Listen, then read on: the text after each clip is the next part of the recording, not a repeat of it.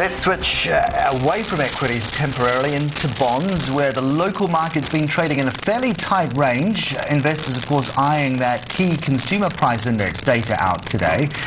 The inflation numbers could very much hint as to the future direction on any rate rises from the Reserve Bank. Stephen Nash is across this at FIG Securities. Stephen, warm welcome into the show. Thanks. We were having this discussion, Brooke and I, before. PPI, producer prices yesterday, you can't say one number automatically passes on to the next. So if it's weaker as it was yesterday, do we believe today will be weak? Well, I think the PPI indicated that there's this contrast between the domestic economy and the global economy. Lower import prices contrasted by higher service costs in the domestic economy. Now, I think we're going to get that contrast again in the CPI. So it's again that juggling between the domestic pressures versus global deflation, and the market, I imagine, will be looking pretty carefully at that and seeing whether or not the RBA will move on the basis of that. Yeah. You mentioned deflation. A word that was doing the rounds yesterday, which you've kind of got to go back to the 70s to remember what it was so front and centre over, is stagflation.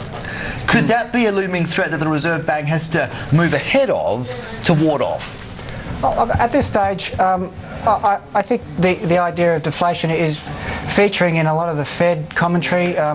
They view that there's an ongoing risk of the deflationary trend increasing with any event that questions the growth outlook. So yes, I actually wasn't saying, I wasn't in that sense, you may not have heard me on that. I was talking about stagflation, so stagnating growth. Maybe we get even a quarter of negative growth here, but inflationary pressures still working against this economy. Well, I think in terms of the domestic economy, we've got fairly firm service prices, and they'll probably, with the resource demand at the moment, keep that fairly firm in terms of domestic inflation. But the global story isn't very strong at all, so I think that will probably offset any local inflation we do have. And although we'll be towards the top of the RBA band, I think we could stay there for this for the next year or so. Yep.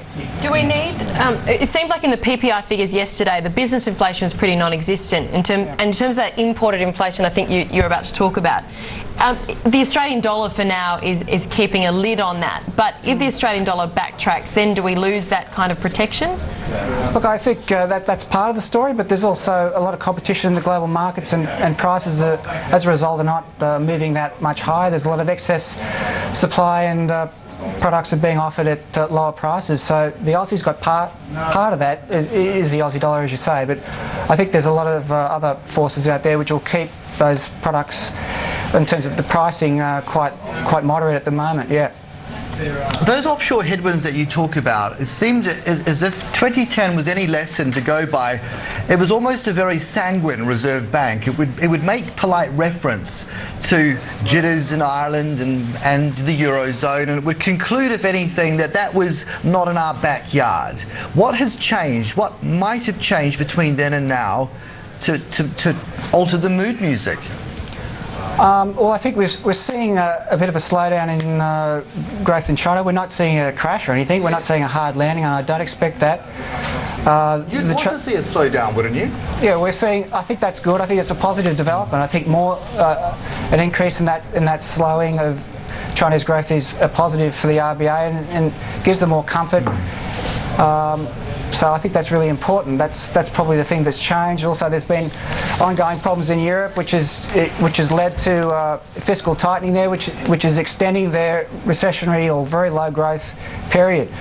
Growth in the US is increasing, but it's still quite contained. Well, what did you make of the Trichet comments in the last couple of days? He was standing by, it would seem, a very tough stance on inflation. Yeah, well, I mean, the ECB will talk tough. At the moment, I don't think there's much chance of an ECB rate rise.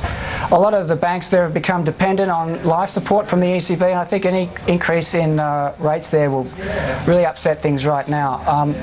But I think, in terms of today, I think one of the focuses will be the State of the Union address by Obama. I think That could change perceptions a lot in terms of supply in the US Treasury market, and that's been a problem for the last month or so. How does that change perceptions? Just go a bit further on that, Stephen.